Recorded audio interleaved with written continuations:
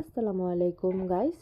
আজকে চলেন আপনাদের সাথে সুন্দর একটা মুহূর্ত শেয়ার করি। আজকে ছিল আমাদের এলাকায় বাৎসরিক একটা মেলা, যেটা প্রতি বছর এই দিনে হয়ে থাকে। তো ভাবলাম আপনাদের সাথে শেয়ার করি, চলেন আপনাদের সাথে শেয়ার করা যাক। তো শুরুতেই ঢুকতে অনেক খেলনা আইটেম ছিল। তো মেলা মানে হচ্ছে বাচ্চাদের খেলনা থাকবে, এটাই স্বাভাবিক। তো আমি, আমার হাজব্যান্ড আর আমার বাচ্চা চলে আসলাম মেলাতে ঘুরতে। তো আমার কাছে আসলে ঘুরতে খুবই ভালো লাগে, তো কেনাকাটা করতে তো আরও বেশি ভালো লাগে। যাই হোক, এখানে যে আমার সাহেব ফোনে ব্যস্ত, আমরা আসলে দেখায় ব্যস্ত ছিলাম। তো এই হলো কসমেটিক্সের দোকান, একটা দোকানে দেখলাম সুন্দর সুন্দর চুড়ি, অনেক কিছুই ছিল। ভাবলাম একটু দেখি। তো আমার ইচ্ছে ছিল প্রথমেই পুরো মেলাটা ঘুরবো, ছোট্ট যেহেতু, বেশি একটা বড় না। তো এখানে দেখলাম কিছু চামিচ বিক্রি করতেছিল, আমার ভালো লাগছিল। কিছু স্যুপ চামিচ নিলাম আমি। তো আমার হাজব্যান্ডকে দেখাচ্ছিলাম কোনটা নেব। আমার হাজব্যান্ড বললো তোমার যেটা ইচ্ছে সেটাই নাও। যাই হোক, তো আমার পছন্দ মতোই আমি নিলাম। আসলে ছেলেদের কাছ থেকে কোনো সাজেশন চাইলে এটা ভুল, ছেলেরা কখনো হেল্প করতে চায় না।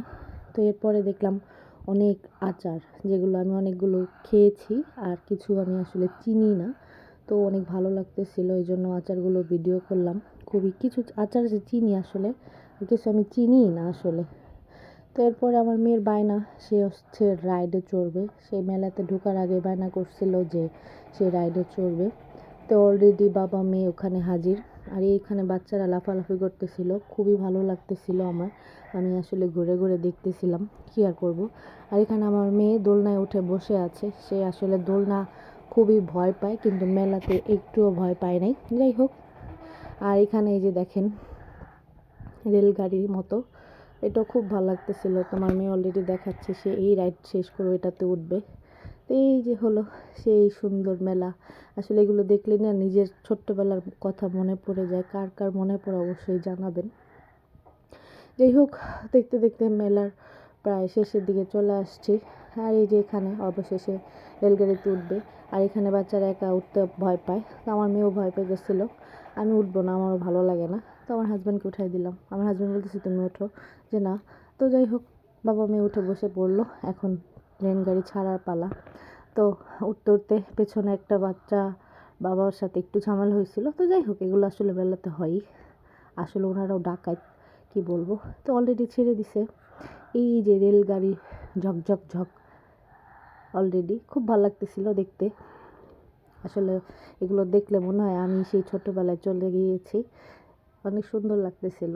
তো যাই হোক, দেখতে দেখতে মিষ্টির দোকানে চলে আসলাম। আসলে আমার অনেক দিনের ইচ্ছা ছিল এই যে বালিশ মিষ্টি, পুতা মিষ্টি বলে, যাই হোক, এটা খাওয়ার। হাজব্যান্ডকে অনেক আগে বলে রেখেছিলাম, এটা সব জায়গায় পাওয়া যায় না। তো হাজব্যান্ড আজকে অবশেষে ইচ্ছাটা পূরণ করলো। তারপর হচ্ছে ফুচকা, মেলায় আসি ফুচকা খাবো না। আর এই হলো আমার সেই কাঙ্ক্ষিত মিষ্টি, বাসায় নিয়ে এসেছি, খেয়েছিও, মন ভরে খেয়েছি। হাজব্যান্ড ইচ্ছা পূরণ করলো। হাজব্যান্ডের জন্য সবাই দোয়া করবেন। আসলে মেয়েদের ইচ্ছা পূরণ, ইচ্ছে তো হয়ই, কিন্তু ইচ্ছে পূরণ করার ইচ্ছাটাও থাকতে হয়। তো অবশেষে আমার হাজব্যান্ড পূরণ করলো।